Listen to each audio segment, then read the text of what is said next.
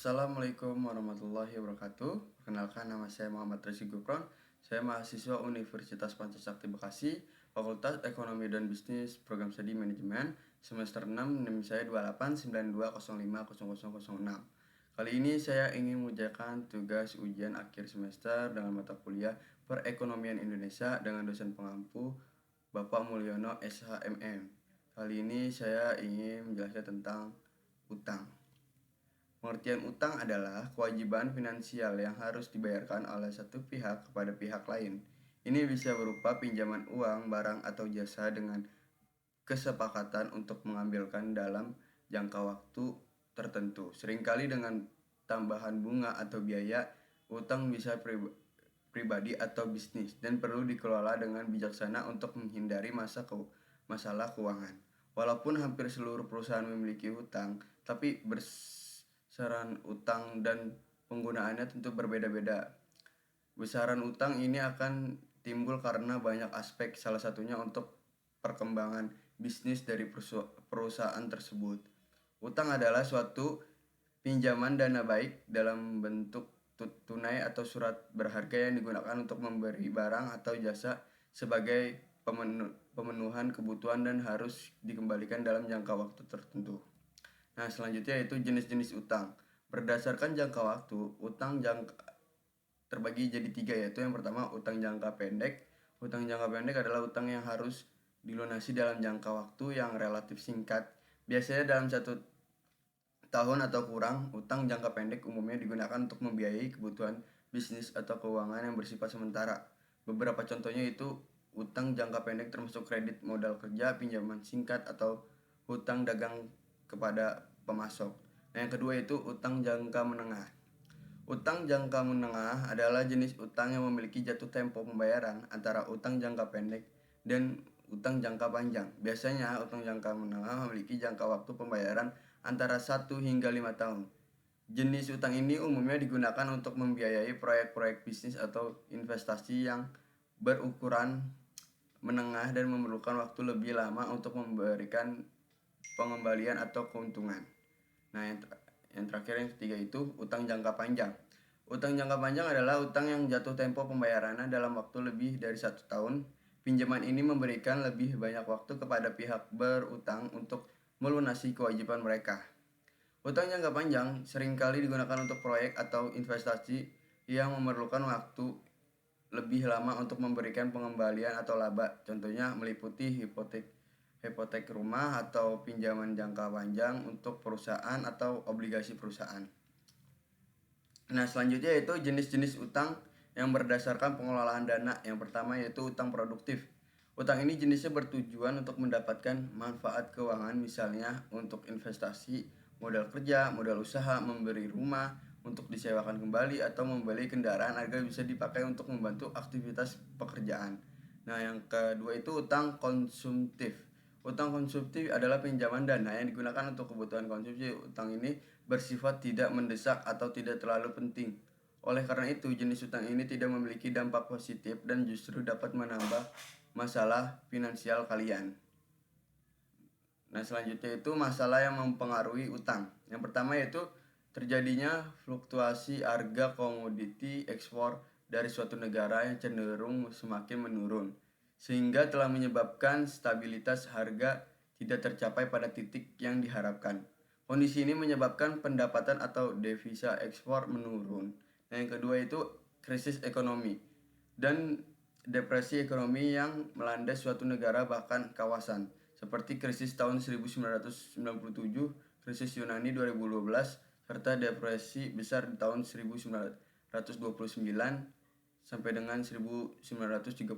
Pada periode ini produksi negeri maju turun sekitar 17%, sedangkan perdagangan dunia turun sekitar 25%. Yang ketiga itu terjadinya demonstrasi yang berlarut-larut. Dampaknya sangat terasa terutama pada sektor bisnis yang mengalami kesulitan dalam melakukan aktivitas produksi dan penjualan.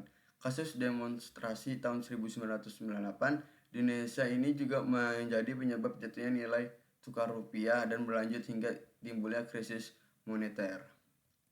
Nah, selanjutnya itu surat berharga negara atau SBN. SBN adalah produk investasi yang diterbitkan dan dijamin oleh pemerintah Republik Indonesia.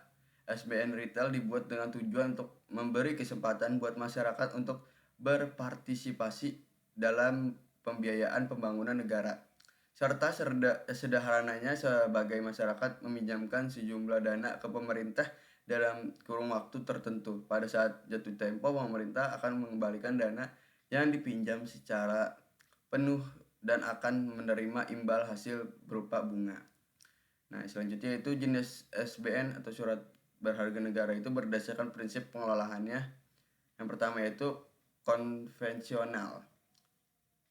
Nah, konvensional itu dibagi ada beberapa. Yang pertama itu saving bond retail atau SBR. Produk ini mirip dengan tabungan atau deposito bank, tidak dapat menjual kembali kepemilikan SBR di pasar sekunder, namun dapat mengajukan pencairan sebelum jatuh tempo. Nah, sebesar maksimal 50% dari total kepemilikan SBR. Kamu itu tenornya dan atau jangka waktunya melakukan cicilan dari SBR adalah 2 tahun. Nah, selanjutnya itu obligasi negara retail Indonesia atau ORI. Bertujuan itu untuk memberi kesempatan seluas-luasnya kepada masyarakat untuk memberi langsung obligasi negara, surat utang. Nah, ORI dapat dijual kembali di pasar sekunder. Ketika dijual, bila mendapatkan potensi capital gain atau loss. Nah, selanjutnya itu surat berharga negara. Yang kedua syariah. Nah, syariah itu terbagi oleh ada dua. Yang pertama itu suku tabungan ST atau produk ST mirip sebagai dengan SBR, namun pengolahannya dengan prinsip syariah dalam penerbitan kepemilikan aset negara sebagai underlying aset atau aset dasar ST. Terdapat akad atau perjanjian atau kesepakatan. Selanjutnya itu suku retail Indonesia atau SR atau Sukri. SR atau Sukri secara umum mirip dengan ORI sebagai salah satu produk syariah. SR juga membutuhkan akad. Nah, selanjutnya itu risiko penggunaan US dollar dalam transaksi bisnis. Yang pertama itu terjadi peningkatan lalu lintas mata uang dolar Amerika Serikat yang lebih tinggi dari biasanya karena pemakaian yang tinggi. Dan kedua itu kebutuhan dolar Amerika Serikat adalah menjadi sesuatu yang dominan karena dipakainya mata uang dolar sebagai salah satu mata uang acuan sebagai acuan melihat nilai kurs. Maka kondisi ini menyebabkan banyak pihak membutuhkan mata uang dolar Amerika Serikat. Yang ketiga itu terjadi fluktuasi dolar Amerika Serikat di pasaran. Pada saat terjadinya goncangan ekonomi di Amerika Serikat, maka berbagai negara yang sama ini memakai mata uang dolar sebagai salah satu alat ukur mata uang domestik dan asing juga akan turut mengalami goncangan yang sangat kuat. Nah, sini ada alasan menggunakan US dollar dalam transaksi bisnis, yaitu yang pertama faktor kestabilan dolar dibandingkan dari berbagai mata uang lainnya di seluruh dunia. Nah, faktor kestabilan dolar dibandingkan dari berbagai mata uang lainnya di seluruh dunia. Nah, yang kedua itu faktor telah seringnya dipakai mata uang dolar selama ini sebagai alat pembayaran setiap transaksi perdagangan internasional. Yang ketiga itu faktor stabilitas ekonomi Amerika yang dianggap banyak pengamat memiliki tingkat kestabilan yang lebih kuat dibandingkan banyak negara lain. Nah, selanjutnya itu jenis obligasi berdasarkan penerbitan. Yang pertama itu obligasi pemerintah atau obligasi pemerintah diterbitkan oleh pemerintah negara sebagai cara untuk membiayai proyek-proyek pemerintah dan memenuhi kebutuhan fiskal. Atau obligasi ini dianggap sebagai salah satu jenis investasi yang relatif aman karena pemerintah dianggap memiliki kredibilitas yang tinggi dalam membayar utangnya. Imbal hasil obligasi pemerintah seringkali lebih rendah dibanding dengan obligasi dari penerbit lain yang memiliki risiko kredit yang lebih tinggi. Nah, yang kedua itu obligasi perusahaan atau corporate bonds. Obligasi perusahaan diterbitkan oleh perusahaan swasta untuk mengumpulkan modal guna mendanai operasional atau ekspansi bisnis atau proyek-proyek lainnya. Imbal hasil obligasi perusahaan cenderung lebih tinggi daripada obligasi pemerintah karena perusahaan memiliki risiko kredit yang lebih tinggi daripada pemerintah. Nah, investor menerima bunga tetap dan diharapkan mendapatkan pembayaran pokok pada saat jatuh tempo obligasi. Nah, yang ketiga yaitu obligasi daerah atau municipal bonds. obligasi daerah diterbitkan oleh pemerintah daerah atau pemerintah lokal untuk membiayai proyek kegiatan khusus di tingkat regional. Nah, obligasi ini menawarkan keuntungan khusus dalam bentuk pembebasan pajak bunga atau eh, atas yang diterima investor. Nah, obligasi daerah seringkali digunakan untuk mendanai proyek infrastruktur, pendidikan atau layanan masyarakat lainnya. Nah, selanjutnya itu obligasi dengan hak memilih.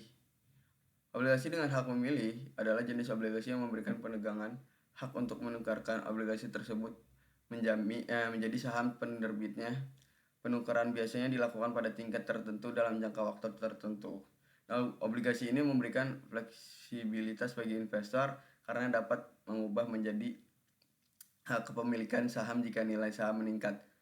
Nah, memberikan potensi keuntungan lebih tinggi daripada hanya memegang obligasi. Nah, perbedaan jenis obligasi ini memberikan pilihan beragam bagi investor sesuai dengan toleransi risiko dan tujuan investasi mereka. Bagi investor untuk memahami karakteristik masing-masing jenis obligasi sebelum melakukan investasi guna membuat keputusan yang tepat. Nah, selanjutnya itu suku bunga obligasi. Suku bunga obligasi adalah merupakan balas jasa atau imbalan dari uang yang diterima oleh investor pada saat berinvestasi pada instrumen obligasi. Nah, dalam obligasi ini imbalan berbentuk kupon yang mengacu pada suku bunga dengan persentase tertentu. Nah, tingkat imbal hasil kupon tidak menentu karena berdasarkan pada jenis obligasi dan kebijakan penerbit obligasi. Bunga kupon obligasi umumnya lebih besar dibandingkan bunga simpanan deposito. Minuman investasinya pun lebih terjangkau jika dibandingkan deposito. Nah, hal itu membuat obligasi lebih diminati oleh masyarakat. Tingkat suku bunganya obligasi berbeda-beda dan menyesuaikan keadaan ekonomi pada saat itu.